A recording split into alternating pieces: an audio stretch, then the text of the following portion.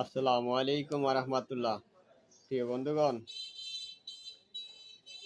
বর্তমান বাংলাদেশে মানুষের মধ্যে নির্বাচনের একটা হাওয়া বইতেছে যে আগামী নির্বাচন অবশ্যই সুষ্ঠু নিরপেক্ষ নির্বাচন করার জন্য ডক্টর ইউনূস সরকার যথেষ্ট পরিমাণে স্বচ্ছ নিরপেক্ষ করার জন্য সর্বাত্মক পদক্ষেপ গ্রহণের উদ্যোগ গ্রহণ করেছে।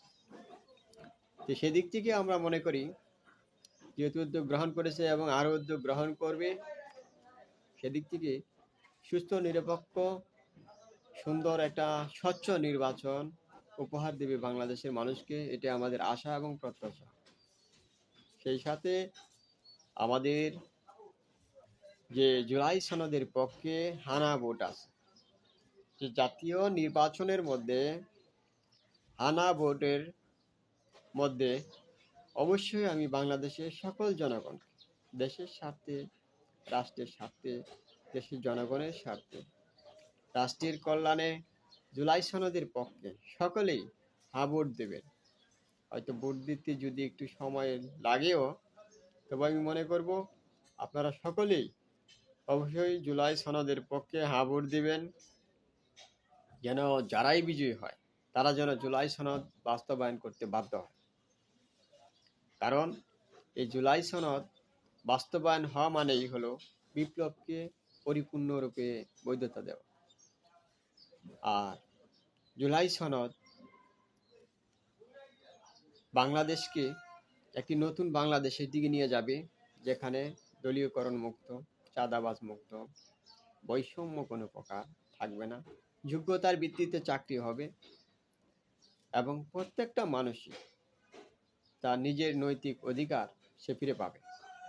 প্রত্যেকটা মানুষই যদি কেউ অপরাধ করে, সে তার অপরাধের শাস্তি পাবে এবং নির্দোষ মানুষ অবশ্যই খালাস পাবে। এবং প্রকৃত অর্থে আমরা ওইরকমই একটি দেশ চাই, যেন কেউ অপরাধ করে যেন কেউ ছাড় না পায়, সুযোগ না পায়। আমাদের বাংলাদেশে এই বিগত 15-16 বছরে যে পরিমাণে বাংলাদেশের মানুষ মিথ্যা কথা বলা শিখছে, এটা অত্যন্ত দুঃখজনক এবং অত্যন্ত লজ্জাজনক। যা 2003 সালে 4 সালেও দেখছি, একজন মানুষ মিথ্যা কথা বলতে গেলেও অনেকটা ভাবছে, অনেকটা লজ্জাবোধ করছে। আর এখন মনে হচ্ছে মানুষ মিথ্যা কথা বলতে পারাটাই মনে হয় তার কাছে একটা গ্র্যাভিটি, তার একটা ক্যারিয়ার।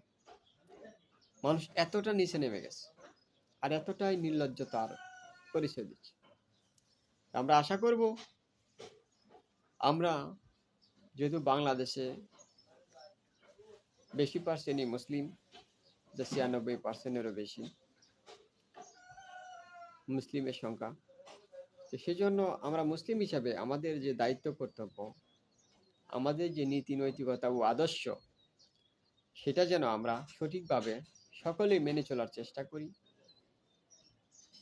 এবং মেনে চলার জন্য সবাইকে যেন সবাই উৎসাহ দিই এবং আমরা একটা সুন্দর একটা রাষ্ট্র উপহার পেতে চাই, যেন সেখানে সকল মানুষের ন্যায্য অধিকার যেন সে ফিরে পায়, শ্রমিক যেন তার ন্যায্য মজুরি ফিরে পায় এবং যারা ব্যবসায়ী আছেন তারা যেন ন্যায্য মূল্যে বিক্রি করতে পারে এবং যারা ক্রেতা কিনব তারাও যেন কম মূল্যে আমরা কিনতে পারি, যেন উভয় যেন কেউ যেন জুলুমের শিকার না হয়।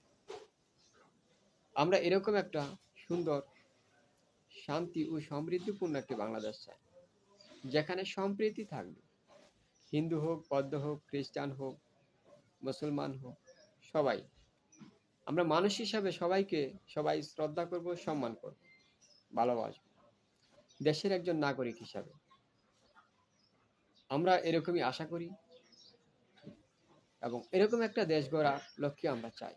যেভাবে সম্রাট আকবর যখন ভারতবর্ষ শাসন করেন, তখন হিন্দু, মুসলিম, বৌদ্ধ কেউ কখনো কারোর সাথে কোনো বিভেদ ছিল না। আপনার পেছনের ইতিহাসগুলো একটু খুঁজে দেখতে পারেন।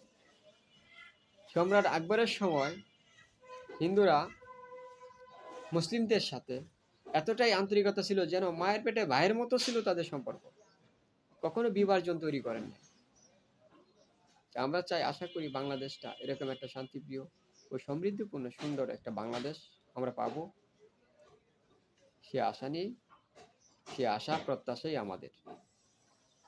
সকলেই ভালো থাকবেন।